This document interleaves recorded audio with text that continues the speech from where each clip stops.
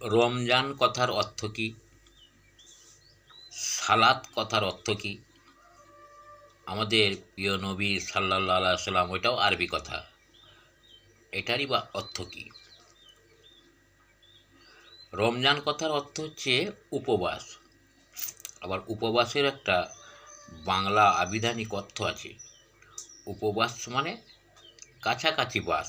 যেমন উপমুখ্যমন্ত্রী, উপপ্রধানমন্ত্রী, উপরাষ্ট্রপতি, উপসভাপতি, এই যে ব্যাপারটা না, যেমন উপরাষ্ট্রপতি মানে রাষ্ট্রপতির পরেই তিনি থাকেন, তার কাছাকাছি থাকেন। উপমুখ্যমন্ত্রী মুখ্যমন্ত্রীর কাছাকাছি থাকেন। সেরকম উপবাস হচ্ছে নিজের দেহকে আত্মাকে কষ্ট দিয়ে সবসময় সেই আল্লাহর কাছাকাছি বাস বা ঈশ্বরের কাছাকাছি বাস, তাকেই বলে উপবাস।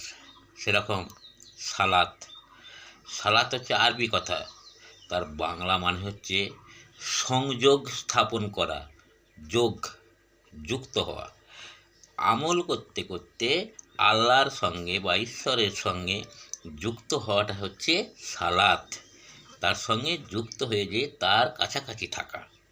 সেরকম আমাদের নবী সাল্লাল্লাহু আলাইহি ওয়াসাল্লাম, নবী কথার অর্থ একজন বিশেষ লোক নয়, নবী হচ্ছে জ্ঞানের ভাণ্ডার, বিজ্ঞানের ভাণ্ডার, মানে গোপন জ্ঞান, ইংরাজিতে বলে হিডেন নলেজ, অর্থাৎ গোপনে আল্লাহকে ডাকা, আমল করা, সেটাই হচ্ছে হিডেন নলেজ।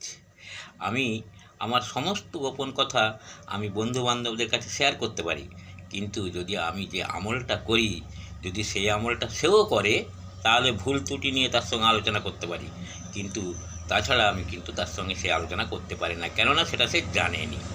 এটাই হচ্ছে আবিধানিক অর্থ।